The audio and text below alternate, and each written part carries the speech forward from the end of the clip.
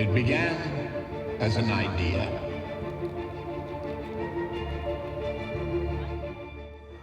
We created Mirada in 2010, and the idea was to create a studio that was in pursuit of finding the intersection between storytelling and technology. We call ourselves a studio for storytellers because we do a wide range of work, from commercials to feature films, and we do traditional film techniques to animation, design, to complex, in this case, projection mapping. Yeah, as an alum, I've stayed involved with the school and having the opportunity to work on a project that tells the story of the 95 years that have led to this point, and to also incorporate what's going to come over the next 5 years and what's going to unfold as the centennial of UCLA is celebrated.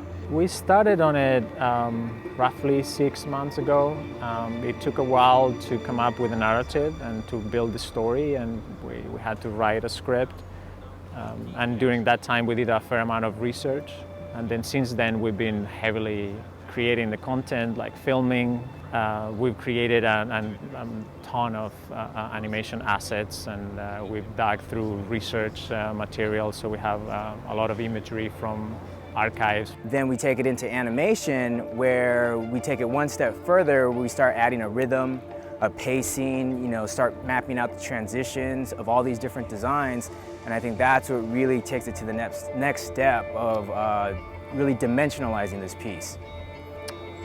You 3D map the building, so you basically construct a very complex model that is very faithful to the actual physical structure of the building. And with that model, you tailor your content, your images, your animation to the actual facade, brick by brick of Royce Hall. You can create illusions as if Royce Hall is in motion, or as if its surface is undulating. The goal is making the building feel alive and feel like it's part of your canvas.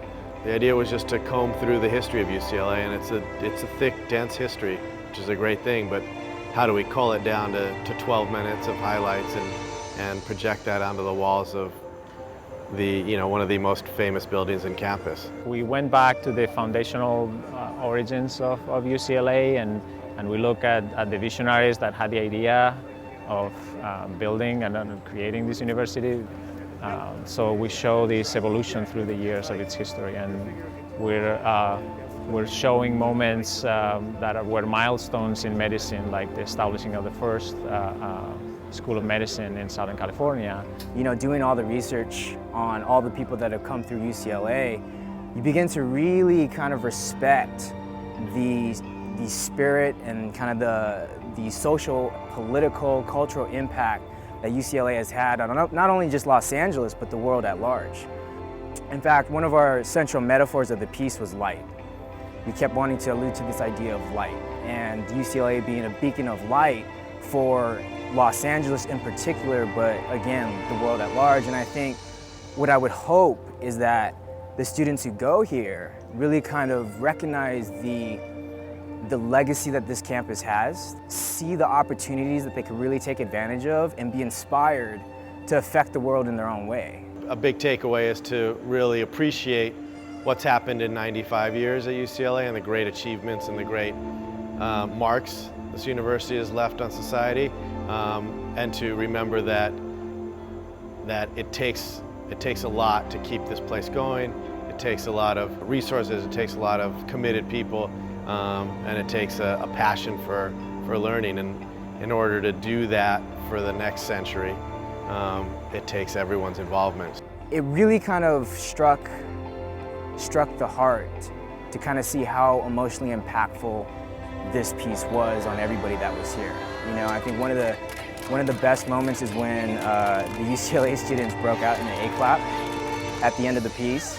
We knew that whatever we did drew a sense of pride amongst the students. As long as people emotionally connect to what we did, which it seems like they did, then I definitely think it was a very special, successful, magical project.